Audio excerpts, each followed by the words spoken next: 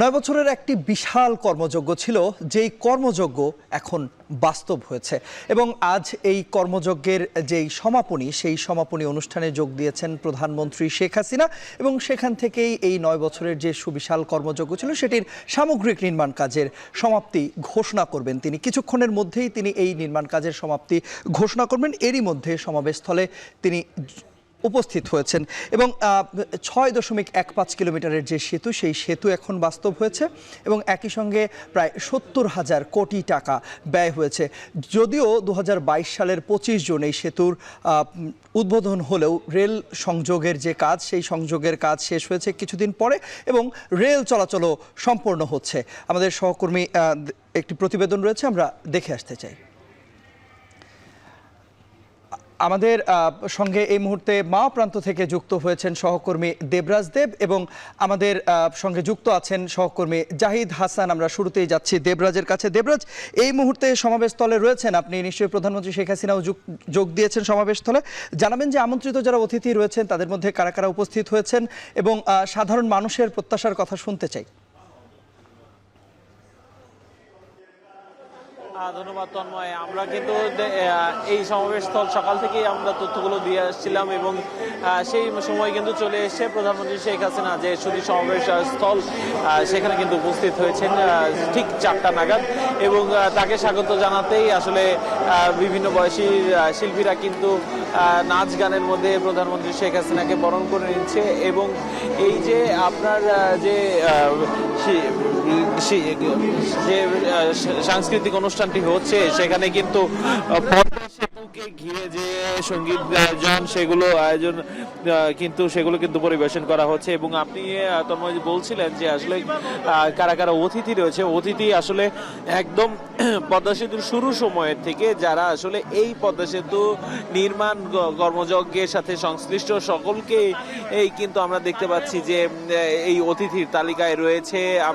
আপনারা হয়তো দেখতে পাচ্ছেন যে প্রধানমন্ত্রীর পাশে সড়ক ও সেতু মন্ত্রী রয়েছেন এবং সাবেক যে মন্ত্রী পরিষদ সচিব তিনিও কিন্তু এই যে মঞ্চে, সেই মঞ্চে প্রধানমন্ত্রীর পাশে আছেন এবং অবশ্যই প্রকল্প পরিচালক এবং তারা সব এখানে কিন্তু আমরা যখন শুরুতে এসেছিলাম ভেতরে যখন এই সুধী সমাবেশ স্থলে, সেখানে কিন্তু দেখতে পেয়েছি যে এই পদ্মা সেতু নির্মাণ কালে যারা যারা আসলে এই দীর্ঘ সময়ে যারা আসলে পরলোকে গমন করেছেন তাদের জন্য কিন্তু এক ধরনের শ্রদ্ধা নিবেদন কিন্তু এই সুধী সমাবেশে করা হয়েছে, আমরা এমনটা দেখতে পেয়েছি।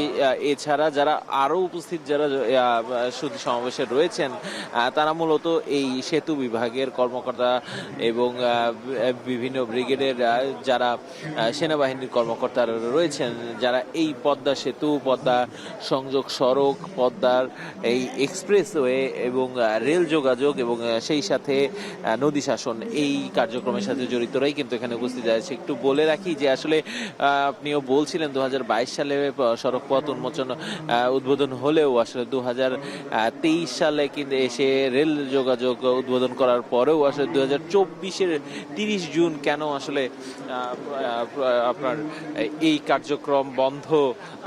কার্যক্রম সমাপ্তি করার ঘোষণার একটা প্রশ্ন জাগে। আসলে সেই প্রশ্নে যখন আমাদের প্রকল্প পরিচালকের সাথে আমরা যখন কথা বলেছি, তিনি আমাদের বলেছেন যে আসলে নদী শাসন থেকে শুরু করে নানা ধরনের আসলে প্রযুক্তিগত কাজের কিছু সীমাবদ্ধতা থাকার কারণে সেগুলো সময় নিয়ে শেষ করতে হয়েছে। সড়ককে নির্বিঘ্নে সড়কে যান চলাচলের জন্য খুলে দেওয়া হলেও যে এই সড়কের যানের নিরাপত্তা এবং সেতুর নিরাপত্তা এবং সামগ্রিক আশেপাশের যে নদীর দুপার, সেই দুই পারের আসলে যে জনপদ রয়েছে, সেই জনপদকে যাতে কোনো ধরনের বন্যা কবলিত বা কোনো সমস্যা না হয়, সেই কারণে কিন্তু নদী শাসন প্রক্রিয়াটিকে যথাসময়ে কিন্তু আসলে তারা চেষ্টা করেছে সেটা শেষ করতে এবং নদী শাসন বলুন, পদ্মা সেতুর আশেপাশের যে এলাকাগুলো আছে সেগুলোর সবকিছুই একদম শেষ করার ফলে কিন্তু আজকেই এই অনাড়ম্বর একটি আয়োজন করা হয়েছে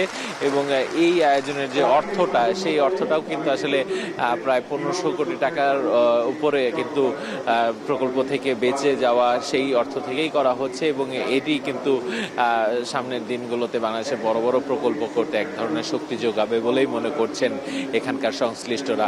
তো তন্ময়, আমার কাছে এই সুধী সমাবেশের ভেতর থেকে এই ছিল। এ পর্যায়ে দর্শক আপনাদেরকে জানাবো মাওয়া প্রান্তের বাইরে থেকে আমাদের সঙ্গে যুক্ত, মাওয়া প্রান্তে যে সুধী সমাবেশ স্থল, সেই সুধী সমাবেশ স্থলের বাইরে আছেন আমাদের সহকর্মী জাহিদ হাসান। বিস্তারিত জানতে যুক্ত হচ্ছে তার সঙ্গে। জাহিদ, জানাবেন যে প্রধানমন্ত্রীর আগমন এবং সমাবেশ ঘিরে বাইরের চিত্রটা আসলে কেমন দেখছেন এই মুহূর্তে?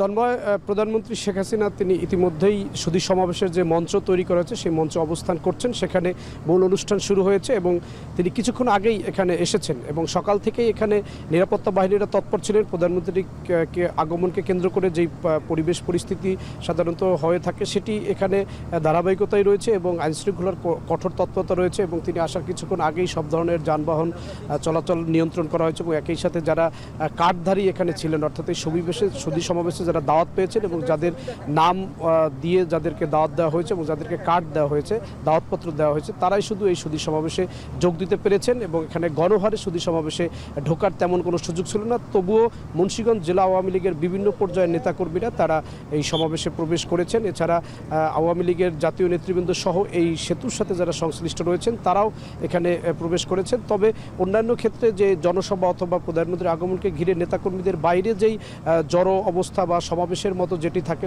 যে ভিড় থাকে, সেই ভিড়টি এখানে নেই, কারণ এই অনুষ্ঠানটি নিয়ন্ত্রিত একটি অনুষ্ঠান এবং সুধী সমাবেশ। এবং পদ্মা সেতু যখন উদ্বোধন করা হয় 2022 সালের 25 জুন, তখন এইখানেই সুধী সমাবেশ করা হয়েছিল।